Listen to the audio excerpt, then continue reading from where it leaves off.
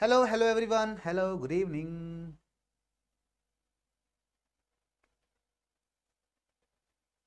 चलिए, तो देखिए आज हम लोग पढ़ने वाले हैं चैप्टर नंबर अपना 8। अरे मेरी पीपीटी कहाँ गई? हाँ, आ गई आ गई आ गई आ गई आ गई आ गई आ गई। ठीक है, तो चैप्टर नंबर 8 आज हम लोग स्टार्ट करते हैं।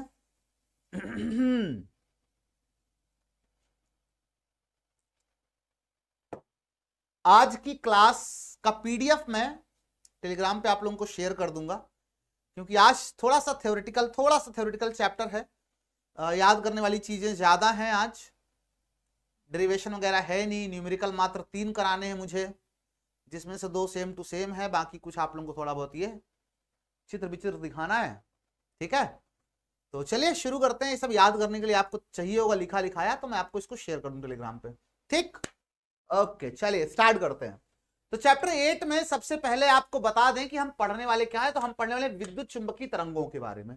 विद्युत चुंबकीय तरंगें आपसे कोई पूछे कि क्या होती है, तो आपको अक्सर विद्युत चुंबकीय तरंगें एक ऐसी तरंगें हैं जिसमें विद्युत क्षेत्र और चुंबकीय क्षेत्र दोनों परस्पर लंबवत दिशाओं में कंपन करते हैं, और ये दिशा में, और इस कंपन की दिशा में ये आगे बढ़ती है।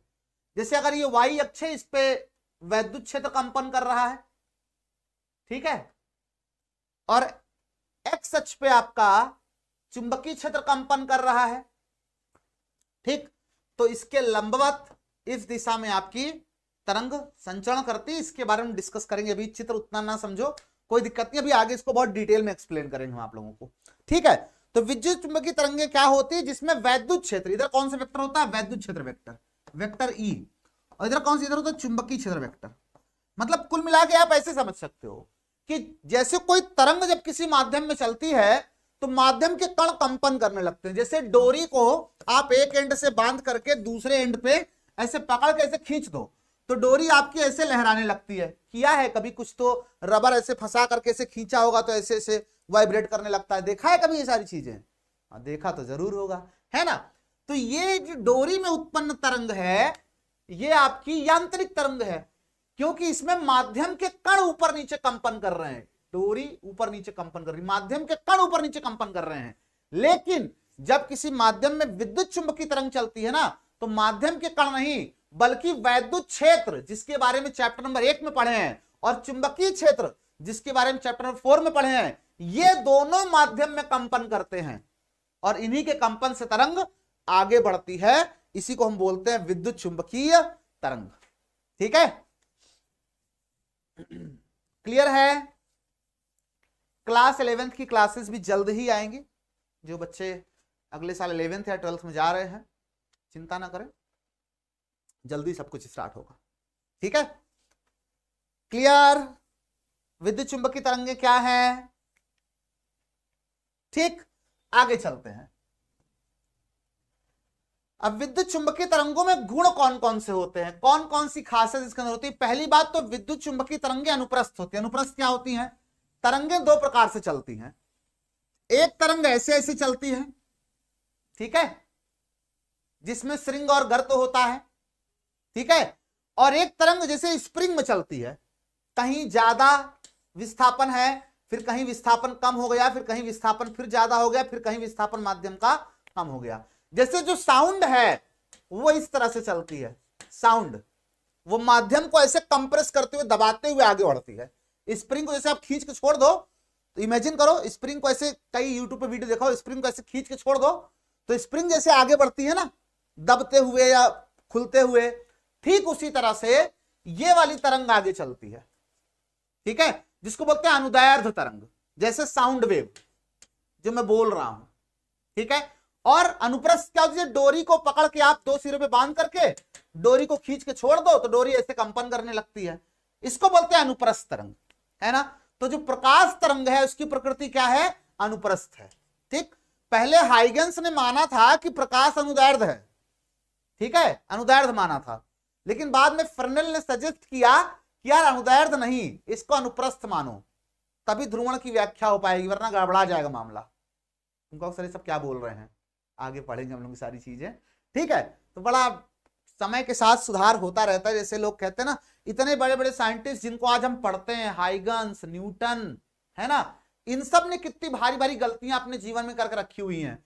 न्यूटन ने प्रकाश को कहा कि प्रकाश कण के रूप में चलता है, इसमें द्रव्यमान होता है। बताओ कितनी बड़ी गलती न्यूटन ने की, इतने महान साइंटिस्ट, है ना। हाइगन्स ने कह दिया कि भाई देखो ये सब तुम्हारा जो क्या नाम है, अरे क्वांटम फिजिक्स जो है सब बकवास है, ठीक है। आज क्वांटम कंप्यूटर उसी फिजिक्स पर बन रहा है। आइंस्टाइन ने बोला बकवास है, ठीक है, आज उस पर क्वांटम कंप्यूटर बन रहा है, वो सही ये चीज है, ठीक। तो इतने बड़े बड़े साइंटिस्ट से गलती हो रही है, तुमसे हो गई तो क्या गलती हो गई यार, बताओ। जिन्होंने अपना पूरा जीवन उसी पे लगा दिया, उससे गलती हो गई। तुम तो फिर भी अभी 1 ही 2 साल से फिजिक्स पढ़ रहे हो ना, तो गलती होने से मत घबराया करो, ठीक है। गलतियां होंगी तभी सुधार भी होगा। जो गलतियां नहीं करता वो कुछ नया नहीं सीख पाता, क्योंकि जब गलती करोगे ही नहीं मतलब तुमने कुछ किया ही नहीं है। करोगे तो गलती होगी ही होगी, नहीं करोगे तो गलती कहां से होगी, ठीक है। तो टेंशन मत लिया करो गलती हो जाती मुझसे, ठीक। तो पहली बात तो अनुप्रस्थ तरंगे हैं, ये कैसी तरंगे हैं, अनुप्रस्थ तरंगे हैं। दूसरी बात, इन तरंगों में वैद्युत क्षेत्र और चुंबकीय क्षेत्र के लंबवत कंपन होते हैं। अभी मैंने बताया एक तरफ वैद्युत क्षेत्र कंपन करता है तो उसके लंबवत चुंबकीय क्षेत्र कंपन करता है, और इन दोनों के लंबवत तरंग आगे बढ़ती है, ठीक। और इन तरंगों, खास बात, इन निर्वात में चल सकती है। और किस चाल से, प्रकाश की चाल c से निर्वात में चलती, 3 × 10⁸ मीटर प्रति सेकंड के वेग से, ठीक है। नेक्स्ट, ये तरंगे विद्युत तथा चुंबकीय क्षेत्र में विक्षेपित नहीं होती। मतलब अगर आप कोई चुंबक रख दो और वहां से प्रकाश को भेजो तो वहां पे प्रकाश मुड़ेगा नहीं, ठीक है। या कोई आवेश के बगल से प्रकाश को भेजो तो वहां प्रकाश आवेश से आकर्षित नहीं होगा। विद्युत और चुंबकीय क्षेत्र के कंपन इसमें होते जरूर हैं, लेकिन ना तो विद्युत क्षेत्र इसका कुछ बिगाड़ पाता है, ना चुंबकीय क्षेत्र इसका कुछ बिगाड़ पाता है। दोनों से ही ये तरंगे प्रभावित नहीं होती हैं। बोले इतनी बात सबको क्लियर है तो जरा आगे चला जाए।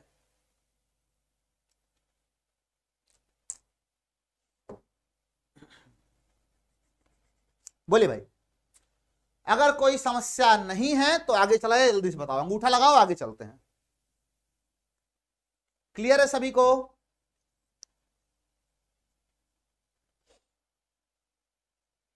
क्लियर? जल्दी जल्दी जल्दी जल्दी जल्दी जल्दी। हाँ हाँ, उदासीन होती हैं, ठीक। उदासीन उनको बोलते हैं जिसमें द्रव्यमान होता है, इसमें कोई द्रव्यमान नहीं होता, तो उदासीन वर्ड इसके लिए टेक्निकली करेक्ट नहीं है ना। विद्युत चुंबकीय क्षेत्र में विक्षेपित नहीं होती हैं, तो एक ऐसा कण भी नहीं होगा जिसपे आवेश नहीं होगा, लेकिन उसमें द्रव्यमान होगा, बट इसमें द्रव्यमान नहीं होता है, ठीक है। तो उदासीन हम जनरली उसको बोलते हैं जिसपे द्रव्यमान तो होता है बट आवेश नहीं होता है, तो इसमें दोनों ही नहीं होता है, ठीक है। तो उदासीन वर्ड टेक्निकली करेक्ट नहीं है, दोनों को सेंस भले वही दे रहा है लेकिन टेक्निकली करेक्ट नहीं है, ठीक। नेक्स्ट बारी आती है विस्थापन धारा की। भाई साहब ये बड़ी क्रांतिकारी चीज हुई, ठीक है। एक साइंटिस्ट है मैक्सवेल, ये न्यूटन अपनी कहानी सुनाए कणिका सिद्धांत वाली कि प्रकाश कण के रूप में चलता है। फिर हाइगन्स आए, कहे प्रकाश तरंग के रूप में चलता है और पूरे ब्रह्मांड में एक माध्यम ईथर फैला हुआ है, इसी माध्यम में प्रकाश गति करता है। इसके बाद मैक्सवेल आए, कहे तुम दोनों फालतू बकवास करते है ना तो माध्यम कोई ईथर जैसा कोई चीज एग्जिस्ट करती पूरे ब्रह्मांड में, और ना ही प्रकाश कण के रूप में चलता है। आओ मैं तुम लोगों को सिखाता हूं, प्रकाश जो है वो विद्युत चुंबकीय तरंग के रूप में चलता है ना। मैक्सवेल ने ही पहली बार बताया था कि प्रकाश विद्युत चुंबकीय तरंग के रूप में चलता है। लेकिन इस बात को बताने से पहले मैक्सवेल ने एक बात और बताई। मैक्सवेल एक दिन पता नहीं उनके मन में क्या विचार आया, उन्होंने कहा मान लो ये कोई संधारित्र है। क्या कहा? मानना ही क्यों है, संधारित्र है ही, ये कोई संधारित्र है, ठीक है। और संधारित्र मैंने यहां से धारा भेजी, ये धारा मैंने भेजी, हाँ सर धारा भेजी आपने सर, है ना। अब धारा भेजी तो यहां पर एक चुंबकीय क्षेत्र आया, इसके आसपास, धारा के आसपास चुंबकीय क्षेत्र कोई ना कोई तो आएगा ही आएगा, ठीक है, बिल्कुल चुंबकीय क्षेत्र तो आएगा ही सर। और जब संधारित्र की प्लेटों के बीच में मापा गया तो यहां भी चुंबकीय क्षेत्र आया, चुंबकीय सुई रखी, चुंबकीय सुई हिल गई। मैक्सवेल कहे ये कैसे हो सकता है? अगर ऑस्टेड का प्रयोग ये कह रहा है कि विद्युत धारा चुंबकीय क्षेत्र उत्पन्न करती है, क्या ऑर्स्टेड का प्रयोग ये कह रहा है कि विद्युत धारा चुंबकीय क्षेत्र उत्पन्न करती है। तो ये प्लेटों के बीच में कोई धारा नहीं है, तो इसमें चुंबकीय क्षेत्र कहां से उत्पन्न हो रहा है। लेकिन सवाल यह है कि मैक्सवेल के दिमाग में ये एक्सपेरिमेंट करने का विचार आया कैसे। कुछ तो मैक्सवेल ने सोचा होगा, तब जाके एक्सपेरिमेंट किया होगा। तो सवाल यह है कि मैक्सवेल के दिमाग में ऐसी कौन सी बात आई कि मैक्सवेल ये एक्सपेरिमेंट करने बैठ गए। मैक्सवेल को याद आई एक दिन बैठे बैठे फैराडे की। मैक्सवेल ऐसे अपने गार्डन बैठे बैठे कुछ सोच रहे थे, गाना गुनगुना कुर्सी पे, तो उनको अपने पुराने दोस्त की याद आई, फैराडे की। उसने कहा एक दोस्त था मेरा फैराडे, जिसने बताया था कि अगर चुंबकीय फ्लक्स परिवर्तित होता है, यानी चुंबकीय क्षेत्र परिवर्तित होता है, तो वहां वैद्युत क्षेत्र उत्पन्न हो जाता है और विद्युत वाहक बल आ जाता है, E बराबर d∅b/dt, है ना। तो अगर वैद्युत क्षेत्र उत्पन्न हो सकता है चुंबकीय क्षेत्र के बदलने से, तो वैद्युत क्षेत्र के बदलने से चुंबकीय क्षेत्र क्यों नहीं उत्पन्न हो सकता। क्या वैद्युत क्षेत्र के बदलने से चुंबकीय क्षेत्र क्यों नहीं उत्पन्न हो सकता। उल्टा है ना, कि अगर चुंबकीय क्षेत्र के बदलने से वैद्युत क्षेत्र आ सकता है, तो वैद्युत क्षेत्र के बदलने से चुंबकीय क्षेत्र क्यों नहीं आ सकता। मैक्सवेल के दिमाग में आई ये बात। तो मैक्सवेल ने कहा कि जब तक कैपेसिटर में धारा अपने पीक पर नहीं पहुंचती है, जब हमने स्विच को ऑन किया और कैपेसिटर चार्ज होना शुरू हुआ, अभी चार्ज हुआ नहीं, अभी चार्ज होना शुरू हुआ, है ना, उस समय धारा धीरे धीरे बढ़ रही है। चार्ज होने के बाद धारा रुक जाती है डीसी कैपेसिटर, फिर धारा नहीं बहती परिपथ में, है ना। लेकिन जब तक कैपेसिटर चार्ज हो रहा है उस समय धारा बढ़ रही है, यानी कि चुंबकीय क्षेत्र इसके बीच बदल रहा होगा, सॉरी वैद्युत क्षेत्र इसके बीच बदल रहा होगा। और वैद्युत क्षेत्र बदल रहा है तो यहां चुंबकीय सुई रख के देखते हैं क्या होता है, डिफ्लेक्शन आ गया।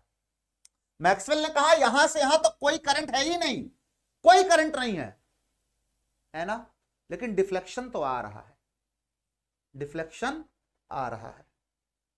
मैक्सवेल ने कहा यहां कोई धारा नहीं है, ये धारा कैसे आई, ये एक वर्चुअल करंट है ना, कैसे आई, वैद्युत क्षेत्र के परिवर्तन से, वैद्युत क्षेत्र के, अच्छा इसी को जो परिवर्तन होता है ना, वैद्युत क्षेत्र का जो परिवर्तन होता है, इसी को हम वैद्युत क्षेत्र का विस्थापन भी बोलते हैं।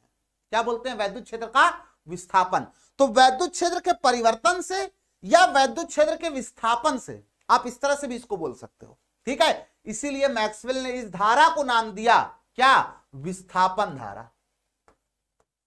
क्या नाम दिया, विस्थापन धारा। मैक्सवेल ने कहा वैद्युत क्षेत्र के परिवर्तन से या विस्थापन से उत्पन्न हुआ है, इसीलिए इसका नाम मैं क्या रखूंगा, मैक्सवेल बन गए पंडित जी और इसका नाम रख दिए विस्थापन धारा।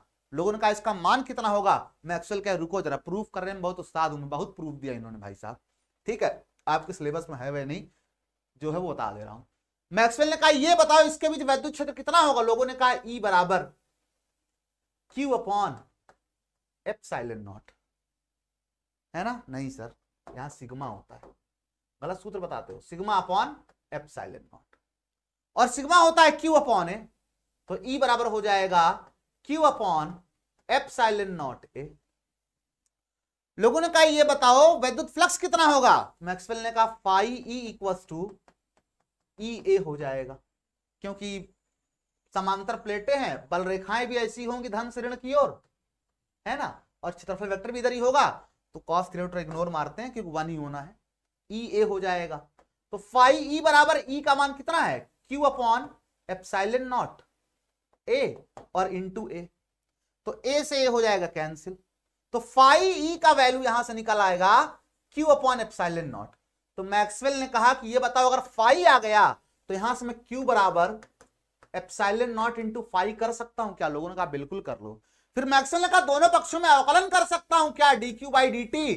तो लोगों ने कहा बिल्कुल कर लो, तुमको कौन रोकेगा, अभी तुम ही राजा हो, तुम ही पढ़ा रहे हो हम लोग को, तुम ही बता रहे हो क्या होगा, है ना। और dQ/dt धारा होती है क्या, तो I = ε0 dφE/dt, है ना। और ये कौन सी धारा है, डिस्प्लेसमेंट करंट, तो ID, है ना। ऑब्जेक्टिव में पूछता है डिस्प्लेसमेंट करंट का व्यंजक पूछता है, फॉर्मूला पूछता है, बता सकते हो, ठीक है। कहता है डिस्प्लेसमेंट करंट विस्थापन धारा पर टिप्पणी दो तो आप बता देना, ठीक है। मैक्सवेल ने ऐसा ऐसा सोचा, उसके बाद ऐसा ऐसा लोगों को पढ़ा के भेज दिया। ठीक है, मैक्सवेल ने कहा सुनो, यही नहीं, अभी और सुनो, यहां पर ये जो विस्थापन धारा आई है, इसने केवल यही गड़बड़ी को नहीं सुधारा, एक चीज और किया इसने। क्या? एम्पियर का परिपथी नियम है ना, इसका नाम बदल दिया मैक्सवेल ने। मैक्सवेल ने कहा अब इसका नाम होगा एम्पियर मैक्सवेल। क्या? एम्पियर मैक्सवेल का परिपथी नियम, एम्पियर मैक्सवेल का परिपथीय नियम। क्यों? क्योंकि एम्पियर ने कहा था integral B dot dl equals to mu naught I.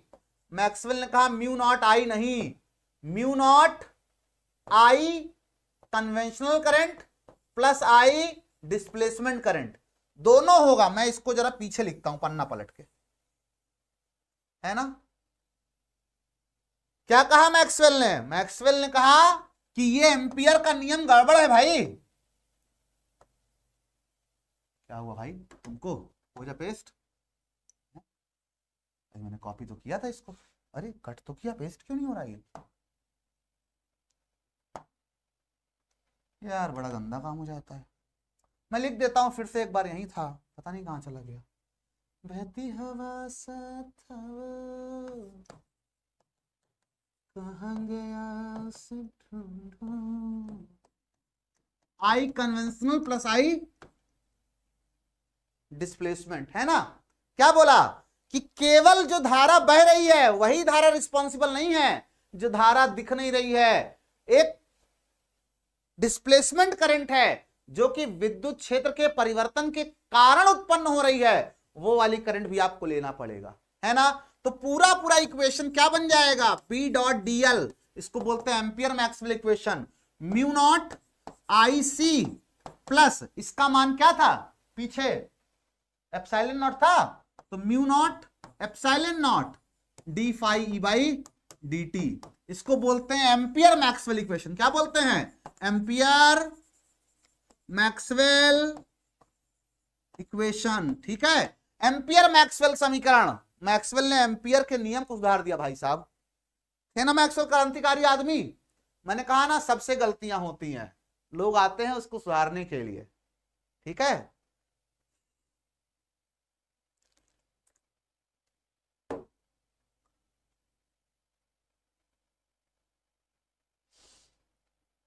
Sir result वाले दिन सॉन्ग सुनाएंगे, बिल्कुल सुना देंगे यार। तुम बढ़िया रिजल्ट है क्या, हम बढ़िया बढ़िया गाना, तुम्हारी फरमाइश उस दिन हेलो फरमाइश चलाएंगे। तुम ऑफिस में फोन करके डिमांड करना ये वाले सर से ये वाला गाना सुनाएं, हम लोग यहाँ खड़े तुम्हारे लिए गाना गाएंगे।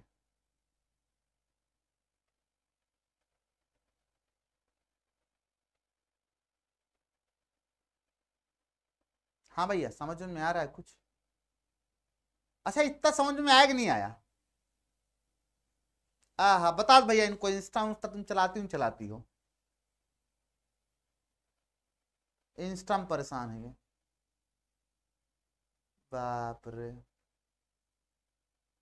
पढ़ नालायक, 2 महीना बचा हुआ है, फिर चला लेना इंस्टा को। नागिन डांस शशांक सर करेंगे पिछली बार की तरह।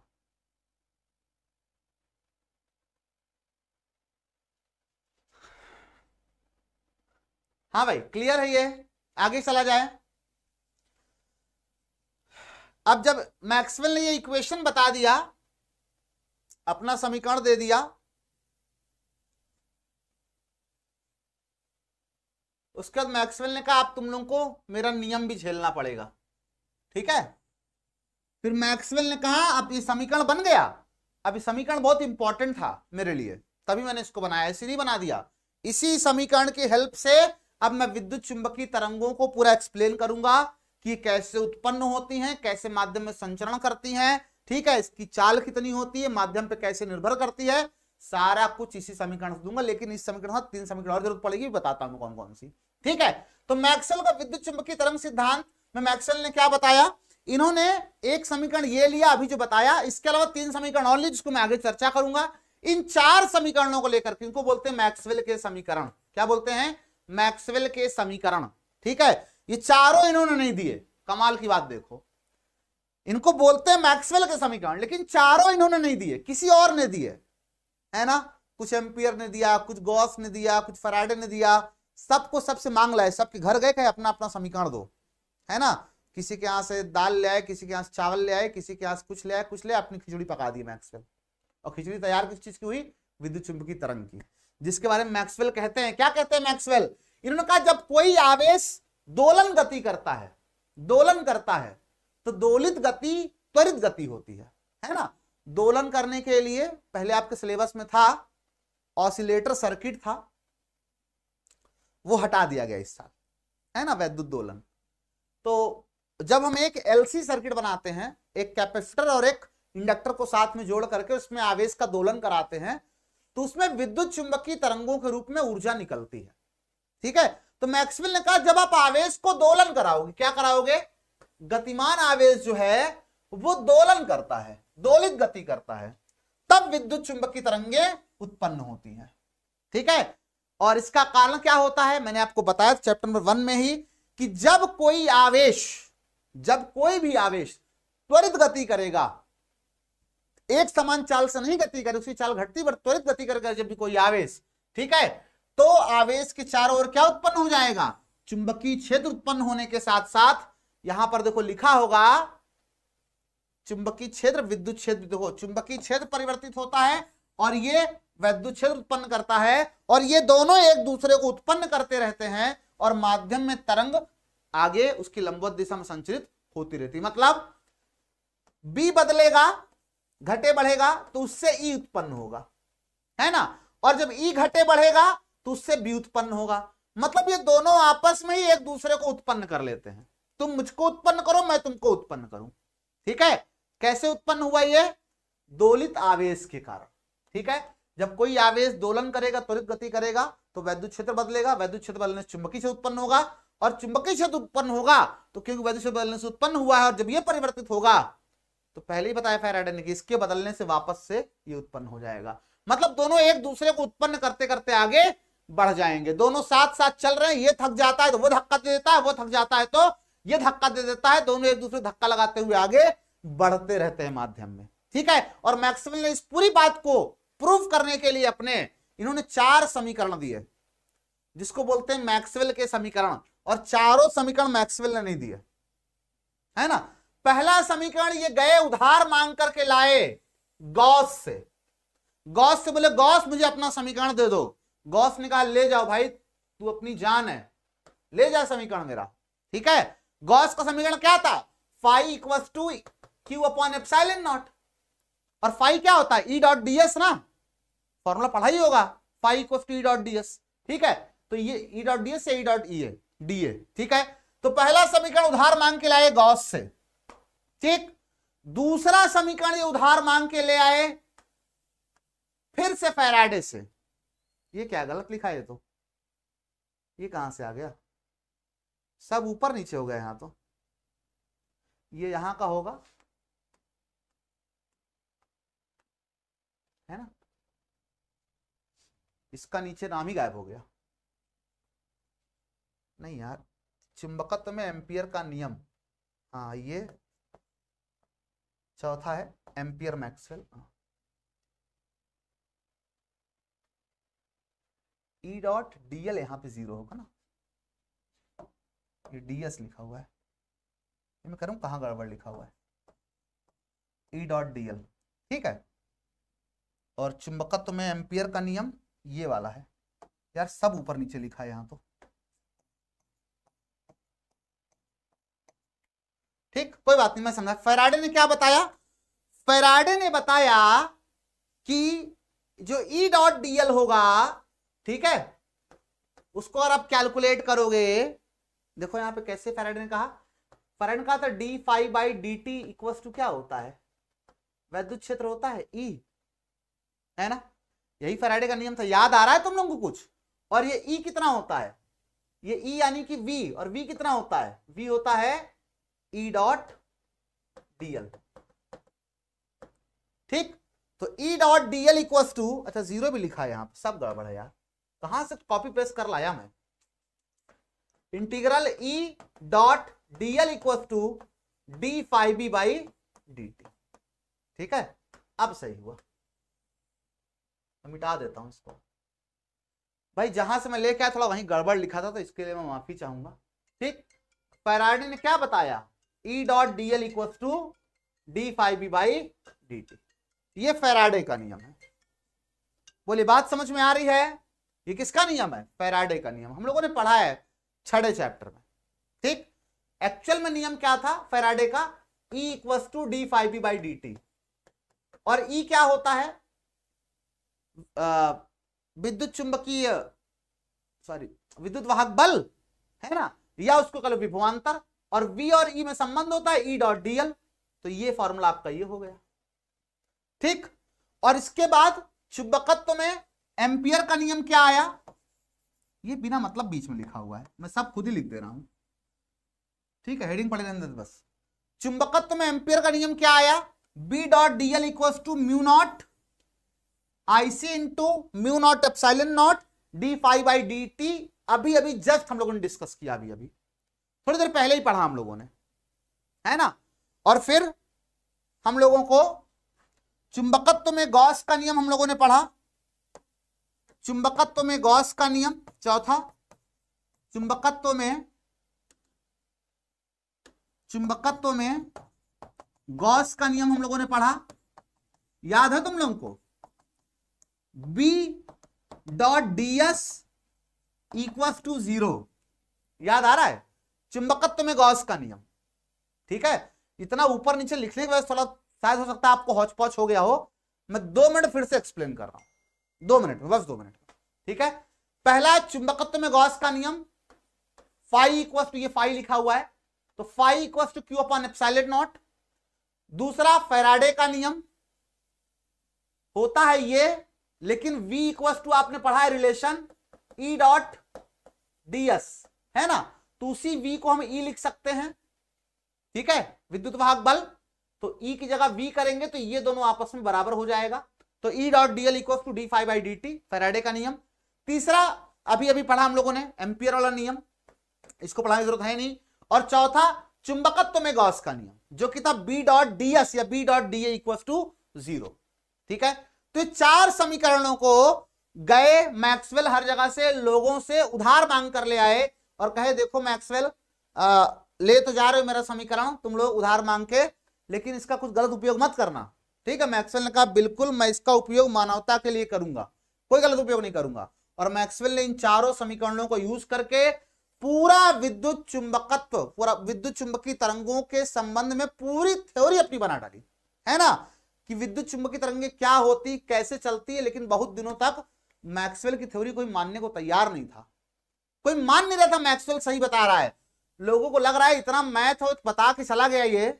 ठीक है, मैथ तो बहुत बता दिया मैक्सवेल ने, लेकिन प्रूफ करो, तुम्हारी थ्योरी का प्रूफ क्या है बताओ मुझे। मैक्सवेल ने कहा देखो मैं प्रूफ तो नहीं कर पा रहा हूं, लेकिन एक दिन 3 लोग आएंगे और मेरी थ्योरी को प्रूफ करेंगे, इंतजार करो उन 3 लोगों का। ये 3 लोग थे Phunsukh Wangdu, I mean hertz, ठीक है, मार्कोनी और जगदीश चंद्र बसु। ठीक है, 3 लोग थे। ठीक, पहले आए हर्ट्ज। हर्ट्ज ने एक प्रयोग किया और 1887 में इन्होंने विद्युत चुंबकीय तरंगों को लैब में उत्पन्न कर दिया। कहां उत्पन्न कर दिया? लैब में, लैब के अंदर उत्पन्न कर दिया, मैक्सवेल के बताए हुए मार्ग पे चल के। मैक्सवेल ने कहा ऐसे ऐसे करो हो जाएगा, फैराडे ऐसे ऐसे करे हो गया। ठीक है, इन्होंने लैब में उत्पन्न कर दिया। इन्होंने जब लैब में उत्पन्न कर दिया तो एक साइंटिस्ट थे जगदीश चंद्र बसु, अपने इंडिया के थे, है ना। इन्होंने लैब में उत्पन्न किया और उत्पन्न करने के बाद ये तरंग दैर्घ्य इतनी थी, बहुत छोटी तरंग दैर्घ्य इन्होंने उत्पन्न किया, और उत्पन्न करने के बाद उसको प्रयोगशाला में इधर उधर ट्रांसमिट भी कर दिया। मतलब जैसे आज फोन पे बात करते हैं ना, तो यहां से विद्युत तरंग निकलती है, दूसरे के फोन पहुंचती है। तो जगदीश चंद्र बसु ने ये काम कर दिया था बहुत पहले, 1987 के आगे सन नहीं लिखा है, मेरी हिस्ट्री थोड़ी कमजोर है। ठीक है, फिर आए एक साइंटिस्ट मार्कोनी, कहां गए? ये है मार्कोनी, है ना, मैक्रोनी नहीं खाने वाला, मार्कोनी। इन्होंने ना केवल उत्पन्न किया, मतलब जगदीश चंद्र बसु को इन्होंने और आगे बढ़ाया थोड़ा सा, हर्ट्ज को थोड़ा और आगे बढ़ा कृष्ण बसु ने, उसको आगे लेके मार्कोनी, मार्कोनी ने कहा कि हम थोड़ा और आगे बढ़ते हैं। इन्होंने उत्पन्न किया और अपने नानी घर भेज दिया विद्युत चुंबकीय तरंग को। नानी घर मतलब अरे 2-4 किलोमीटर, कुछ किलोमीटर तक भेज डिटेक्ट कर लिया, यहां उत्पन्न किया, यहां भेजा और वहां जाके डिटेक्ट कर लिया, है ना। इन तीनों ने मिलकर के मैक्सवेल की थ्योरी में एकदम ठप्पा लगा दिया। मैक्सवेल एकदम सही कह रहे थे, ठीक है, क्योंकि मैक्सवेल की थ्योरी थी, बस लिखा पढ़ा समीकरण था, मैथ बहुत ढेर सारी थी, ठीक है, लेकिन उसका कोई आधार नहीं था। मैक्सवेल प्रूव नहीं कर पा रहे थे कि ये सच में सही है गलत है। इन तीनों ने मिलकर के मैक्सवेल को प्रूव किया। तो मैक्सवेल के पास गए, कहे अपना भाई है तू, तू भी अपना भाई है, तू भी अपना भाई है, ठीक है। बोलो इतनी कहानी सबको समझ में आई कि नहीं समझ में आई? ठीक,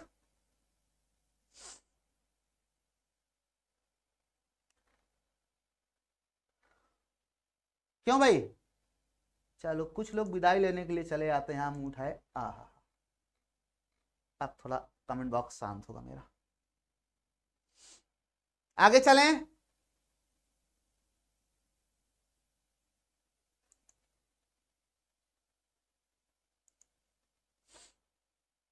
क्यों भाई?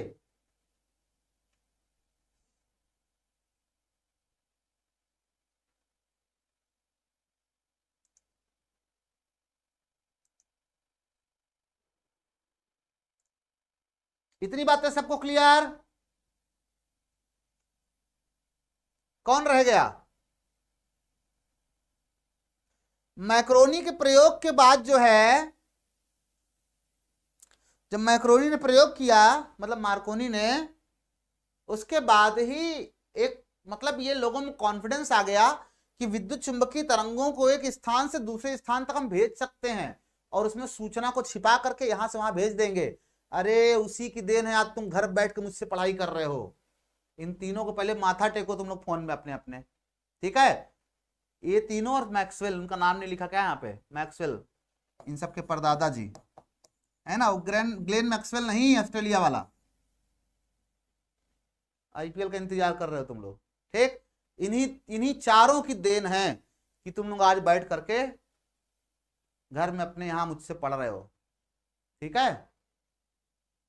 संचार में एकदम क्रांति आ गई इन लोगों के बाद। टेक लिया माथा? हाँ सब लोग माथा टेक लो, ठीक है। तुम्हारी पढ़ाई लिखाई में बहुत योगदान है इनका, जो घर बैठ के पढ़ रहे हो ना चैन से, बहुत योगदान इन चारों का है। फिर अब विद्युत चुंबकीय तरंगों का संचरण और इसका समीकरण डिस्कस कर लेते हैं, ठीक है। बस 20 मिनट क्लास और बची, बस मुश्किल से। तो विद्युत चुंबकीय तरंग कैसे चलती है मैंने आपको बताया ही। देखो ये आपकी एक्स अक्ष है, देखो कहीं भी बना लो, सही सी बनाओ बस। ये वाई अक्ष और ये जेड अक्ष है। कुछ लोगों के सर एक्स अक्ष तो इधर होती है, अरे तुम्हारा देखने नजरिया अलग है यार, ठीक है। तो ये आपकी एक्स अक्ष है, ये जेड अक्ष और ये वाई अक्ष है। तो एक्स अक्ष पे विद्युत क्षेत्र कंपन कर रहा है, ऐसे ऐसे कंपन कर रहा है, ऐसे ऐसे, ठीक है, ऐसे ऐसे कंपन कर रहा है, ठीक। ये वैद्युत क्षेत्र वेक्टर है। कौन सा वेक्टर है? वैद्युत क्षेत्र वेक्टर है,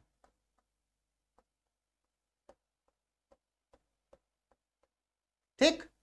और वाई अक्ष पे जो है वो चुंबकीय क्षेत्र कंपन कर रहा है, ये वाई अक्ष पे ऐसे ऐसे,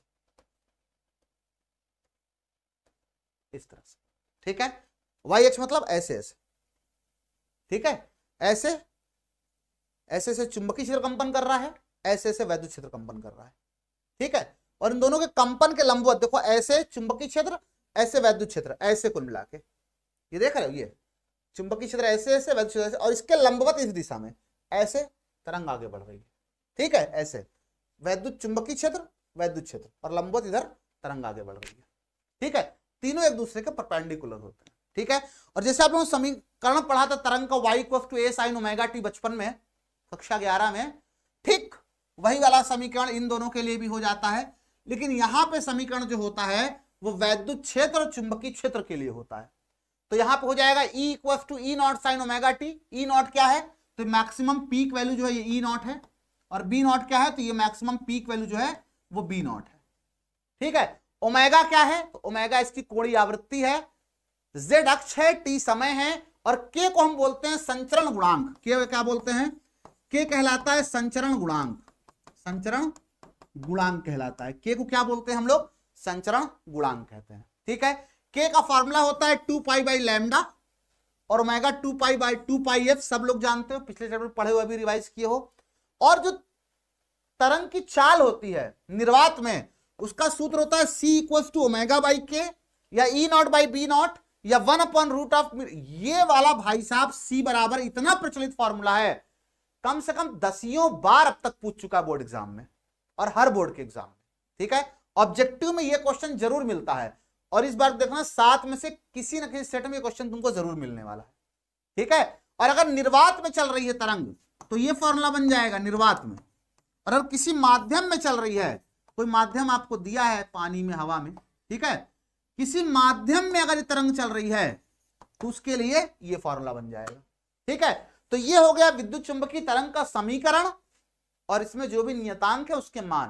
प्रूफ कहीं आपके सिलेबस में नहीं है, खुश हो जाओ।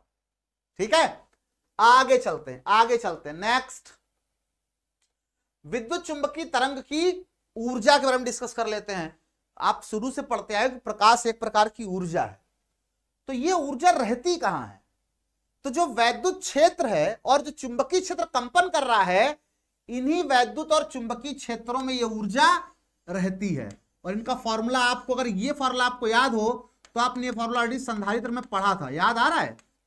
ऊर्जा घनत्व, वैद्युत क्षेत्र में ऊर्जा घनत्व half epsilon not E square, और इसका फोटोकॉपी एकदम है, ई की जगह बी आ गया और एप्सिलॉन नॉट की जगह 1 अपॉन म्यू नॉट आ गया। तो ये पुराना फॉर्मूला है वैद्युत ऊर्जा घनत्व का, वहीं पर 1 अपॉन म्यू नॉट पुट करो और ई की जगह बी करो, आपको चुंबकीय ऊर्जा घनत्व का सूत्र मिल जाएगा। बोलो बात समझ में आ रही कि नहीं समझ में आ रही है? अच्छा, सबको समझ में आ रहा है कि नहीं आ रहा, बताओ जल्दी से।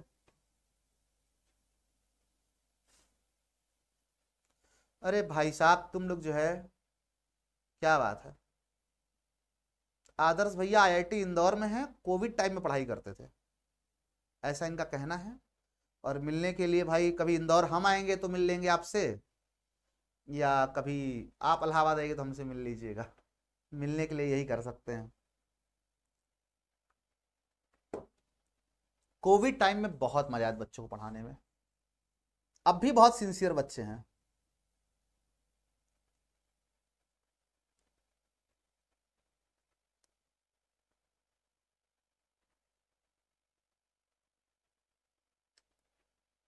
क्यों भाई?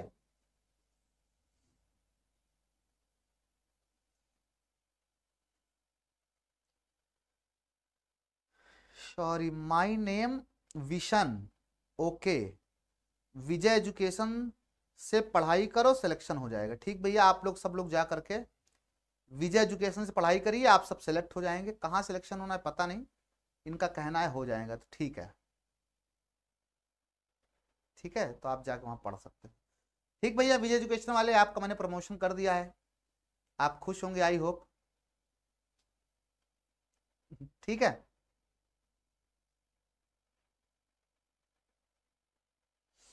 आगे समझ में? बहुत बढ़िया। ठीक, आगे चलते हैं, खत्म हो गया चैप्टर, बस 3 न्यूमेरिकल लगाने हैं और स्पेक्ट्रम पढ़ना है बस। पहला न्यूमेरिकल क्या बोल रहा है आपसे? अरे सॉरी, संवेग पढ़ना, इसका न्यूमेरिकल आएगा, मेरा न्यूमेरिकल आ गया। संवेग क्या होता है सर? संवेग जब प्रकाश आकर के हमारे सतह पे टकरा रहा है ना, तो ये हमको धक्का मारता है पीछे, पता है, लेकिन ये संवेग इतना कम होता है, इतना नगण्य होता है कि हमें पता नहीं चलता है। ये पृथ्वी को भी धक्का मार रहा है सूर्य का प्रकाश, लेकिन पृथ्वी को भी पता नहीं चल रहा है, क्योंकि सी यानी प्रकाश की चाल से ऊर्जा में भाग देंगे इसकी 10 की घात 8 से भाग खाने के बाद कोई क्या ही बचेगा बताओ, है ना? तो बहुत नगण्य संवेग होता है। ठीक, तो इतना संवेग जो है पृथ्वी को या किसी भी वस्तु को, प्रकाश जब उससे टकराता है तो उसको देता है, शर्त यह है कि पूरी ऊर्जा वो वस्तु अवशोषित कर ले। क्या कर ले? पूरी ऊर्जा अवशोषित। प्रकाश टकराया, पूरा अवशोषित हो गया, काले रंग की वस्तु से बोर्ड, प्रकाश टकराया पूरा अवशोषित हो गया, क्योंकि टकरा के वापस जाएगा तो कितना अवशोषित हुआ, कितना बाहर गया, तो उसके परसेंटेज पे डिपेंड करे कितना इसने संवेग ट्रांसफर किया, है ना। अगर पूरा का पूरा टकराने के बाद अगर अवशोषित हो जाए तो इसका मतलब है कि ये इतना संवेग इसने इसको, जिस भी वस्तु को टकराया उसको इतना संवेग से धक्का मार दिया पीछे की ओर। बात समझ में आई? किसने? प्रकाश ने। ठीक है, अब आया न्यूमेरिकल जिसकी मैं बात कर रहा था। पहला क्वेश्चन आपके सामने हाजिर, कह रहा है E बराबर 100, ई वाई बराबर ई नॉट, अच्छा कॉस दिया है, कॉस लिख देते हैं, साइन या कॉस जिसपे भी समीकरण दिया हो, 6 इंटू 10⁸ टी प्लस 4x, है ना। अरे मैं उसको फिर से लिख दिया, एक्चुअली होता क्या है यहाँ पे, omega t plus k x, यही होता है। तो बताओ यहां से ई नॉट कितना आ गया, ई नॉट आ गया 100 न्यूटन पर कूलाम, क्योंकि वैद्युत क्षेत्र है। ओमेगा कितना आ गया, तो 6 × 10⁸ रेडियन पर सेकेंड, ठीक है। और के कितना आ गया, के बराबर आ गया 4, क्या आ गया 4, ठीक है। इसका मात्रा क्या होता है, प्रति मीटर या मीटर इनवर्स, सब कुछ निकला है। क्या पूछा आपसे, चुंबकीय तरंग किस अपवर्तनांक के माध्यम में संचरण कर रही है, अपवर्तनांक पूछा है माध्यम का। तो पहले हम v निकाल लेंगे, v क्या हो जाएगा बताओ, v क्या हो जाएगा, v इक्वल टू होता है ओमेगा बाई के, है ना। ओमेगा कितना दिया है 6 × 10⁸ और k कितना दिया है 4, काट देंगे तो यहां से v का वैल्यू आ जाएगा 1.5 इंटू 10⁸ मीटर प्रति सेकेंड। अभी ये फॉर्मूला पढ़ा था हम लोगों ने, ठीक है, v equal to omega by k, ठीक। अब अपवर्तनांक क्या होता है, अपवर्तनांक होता है c बाई वी, पढ़ा है तुम लोगों ने फॉर्मूला, c 3 × 10⁸ और v क्या होता है 1.5 इंटू 10⁸, कट्टम पिट्टम कर देंगे, 1.5 दूना 3 हो जाएगा, तो n बराबर कितना आ जाएगा 2 आ जाएगा। बोलो सही है क्या, n बराबर 2 आ जाएगा, सही है, समझ में आया।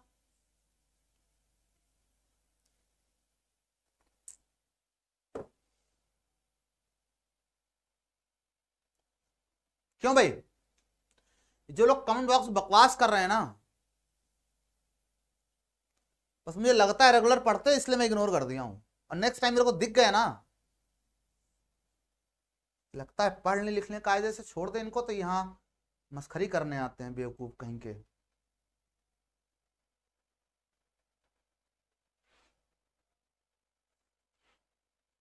रेगुलर पढ़ने वाले चैनल होते अभी ब्लॉक किया होता मैं तुम लोगों को।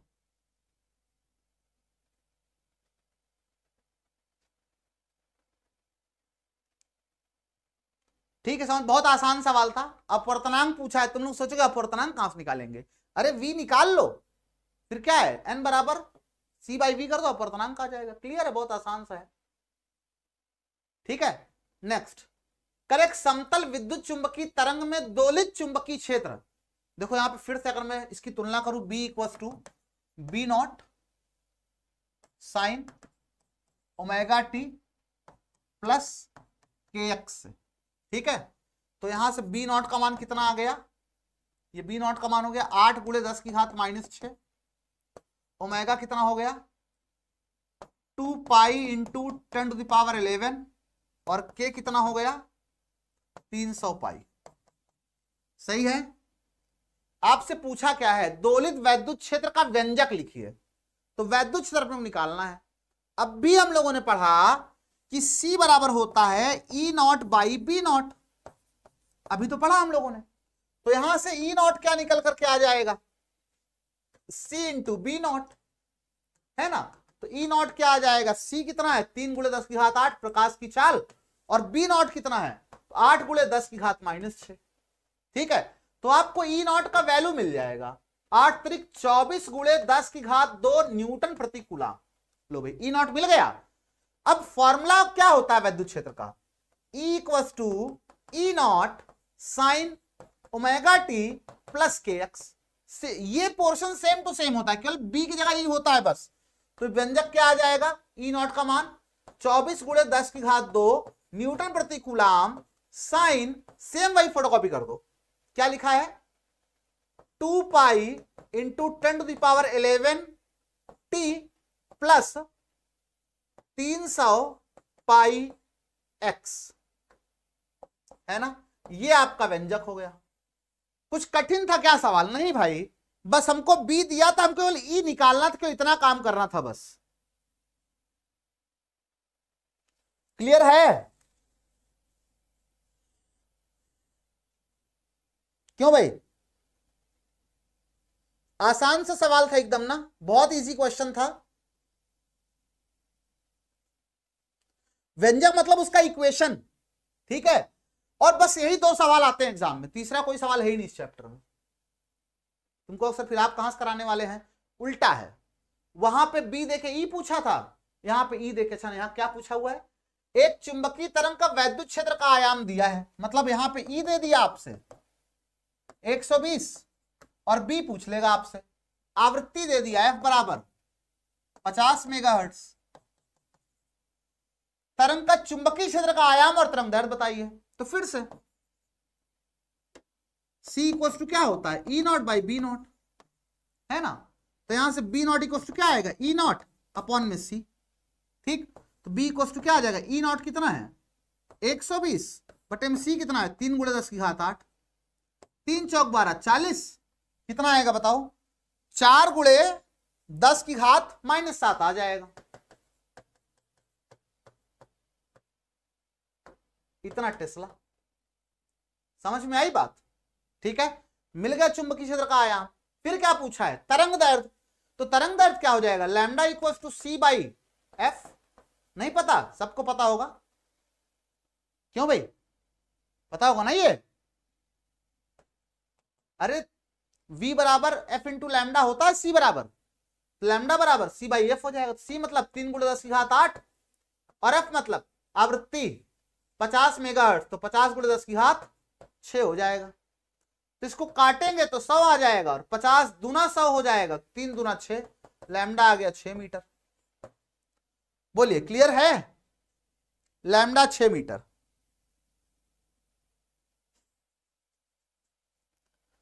समझ आया, लैम्डा 6 मीटर, 6 मीटर, 6 मीटर, ठीक। लैम्डा तरंग दैर्ध्य मात्र उसका मीटर होगा, ठीक है। चलिए आगे चलते हैं। नेक्स्ट, ये भैया बहुत बवाल चीज है, विद्युत चुंबकीय तरंग का स्पेक्ट्रम है ना। दिख रहा है, बहुत छोटा है, दिखेगा नहीं। प्रॉब्लम ये है,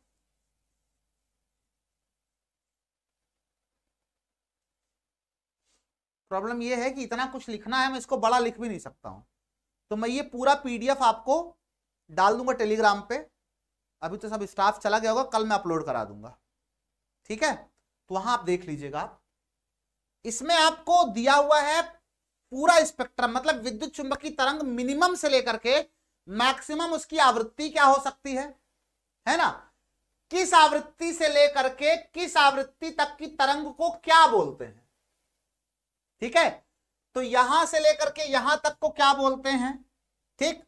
यहां से लेकर के यहां तक को क्या बोलते हैं, यहां से लेकर के यहां तक को क्या बोलते हैं, सारा कुछ पूरा कुछ इसमें लिखा हुआ है। इसकी आवृत्ति परास भी लिखी हुई है, ठीक है।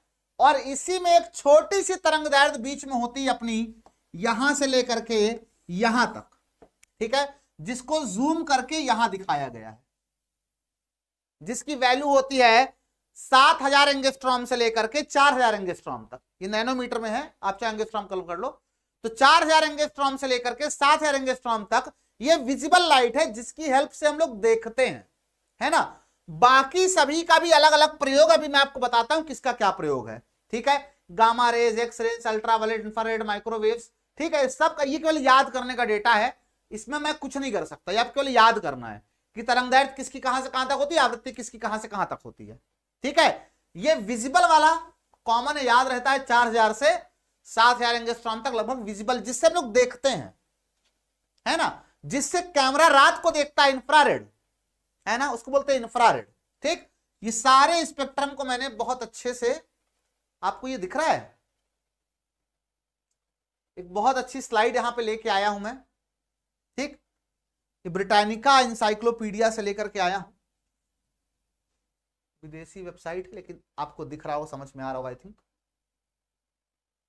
ठीक, क्योंकि इसको याद करना बड़ा मुश्किल हो जाता है, तो मैं थोड़ा सा एक चित्र के साथ रिप्रेजेंटेशन लेके आया हूं ताकि आप लोगों को समझ में आ जाए। ठीक है, बहुत अच्छा रिप्रेजेंटेशन है ये। देखो यहाँ पे जो रेडियो वेव्स होती हैं, देख के लग रहा होगा उसकी तरंग दैर्घ्य सबसे ज्यादा होती है, बहुत लंबी लंबी है ये, है ना। तो रेडियो वेव्स जो है वो बहुत लंबी लंबी हैं। जैसे मोदी जी ना मन की बात पे लंबी लंबी फेंकते, रेडियो पे आता है मन की बात रेडियो पे लंबी लंबी फेंकते हैं, ऐसे याद कर लो। ठीक है, तो रेडियो वेव्स जो हैं उनकी तरंग दैर्घ्य सबसे ज्यादा होती है। ठीक, बड़ा बड़ा आपको दिख रहा होगा। और गामा किरणें जो होती हैं, देखो बहुत पास पास हो गई है, तो इसकी तरंग दैर्घ्य सबसे छोटी होती है, इतनी छोटी सी है, और इसकी तरंग दैर्घ्य यहां से लेकर के इतनी बड़ी सी है ना, बहुत बड़ी तरंग दैर्घ्य उसकी, और इसकी तरंग दैर्घ्य बहुत छोटी है।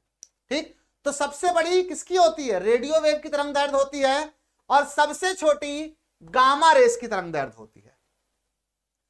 बात समझ में आई? समझ गए? अब याद रहेगा ना।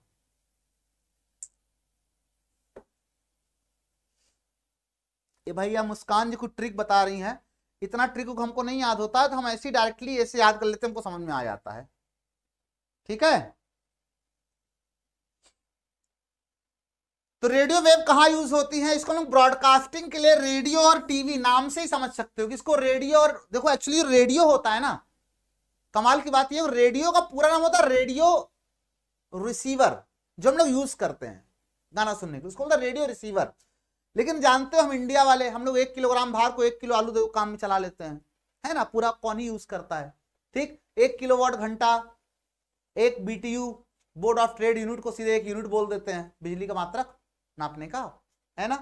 तो ऐसे करके यहां भी जो रेडियो रिसीवर होता है जिसमें हम गाना सुनते हैं, उसको हम रेडियो बोल देते हैं, रेडियो रिसीवर ना बोल करके। ठीक है, तो रेडियो रिसीवर जो रेडियो वेव को रिसीव करे और उसका उसमें जो भी सिग्नल होगा तुमको सुनाई देगा, सिंपल सा फंडा है, इसको रेडियो रिसीवर बोलते हैं। ठीक है, तो रेडियो में और टीवी में इसको यूज करते हैं हम लोग, पूछता है, ये इंपॉर्टेंट है इसलिए चित्र के साथ लेके आया हूं। ठीक है, तो इसको रेडियो टीवी में हम लोग यूज करते हैं गाना सुनने के लिए, बाकी जो भी ब्रॉडकास्ट होता है सैटेलाइट कम्युनिकेशन के लिए, ठीक है, उन सब में इसको यूज करते हैं हम लोग। ठीक, इसके बाद माइक्रोवेव्स की बारी आती है। माइक्रोवेव आपके ये देख रहे हो, माइक्रोवेव खाना पकाने के लिए इसका प्रयोग करते हैं। ठीक है, रडार में इसका प्रयोग करते हैं, जो जहाज वाज होते हैं उसकी ट्रैकिंग के लिए। ठीक है, टेलीफोन में इसका यूज करते हैं, और भी सिग्नल जहां भेजना होता है वहां माइक्रोवेव्स का यूज हम कर लेते हैं। ठीक है, इसके बाद इंफ्रारेड की बारी आती है। तो इंफ्रारेड जो भी हीट आपको मिलती है सन से, वो इंफ्रारेड के फॉर्म में मिलती है। ठीक है, ऊष्मा के रूप में जो आपको गर्मी लगती है वो इंफ्रारेड के फॉर्म में मिलती है। नाइट विजन कैमरा में हम इंफ्रारेड का यूज करते हैं, किसमें, नाइट विजन कैमरा में, रात को देखने के लिए इंफ्रारेड का यूज करते हैं।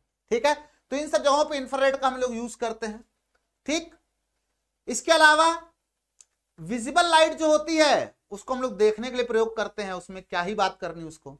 ठीक है, अल्ट्रावायलेट जो होती हैं वो यहां पे लिखा हुआ है कि हमारी स्किन एब्जॉर्ब कर लेती है, तो हमारे जैसे धूप में जाने पे टैनिंग हो जाती, काले हो जाते धूप में बहुत देर खेलने से, है ना, ऐसा बोलते हैं।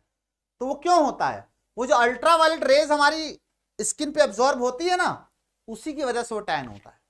ठीक है, स्किन का एक तरह से वो नेचर होता है अपने आप को प्रोटेक्ट करने का।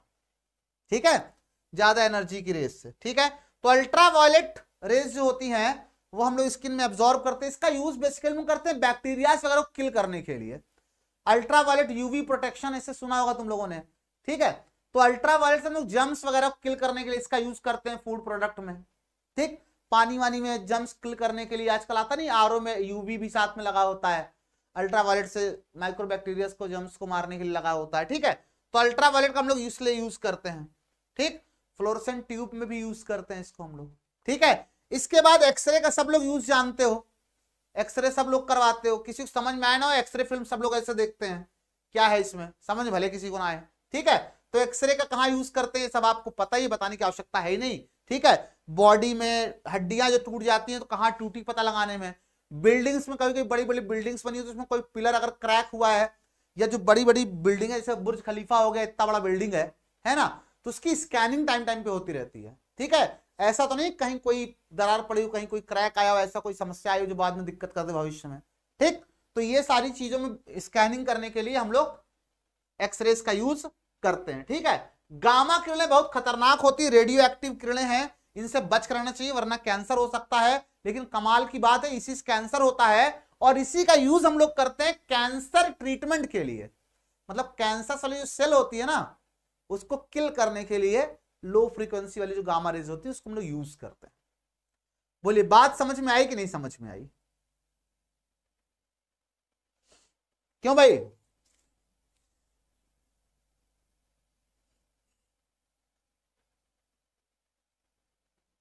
क्लियर है?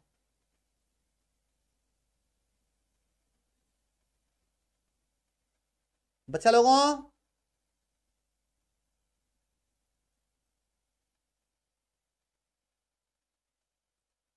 आवृत्ति कैसे निकालते हैं? मतलब F equal to C by lambda कर लो, lambda equal to C by F कर लो, C equal to lambda into F कर लो, तीनों में से कोई दो चीज दी हो तीसरा निकाल सकते हो तुम लोग।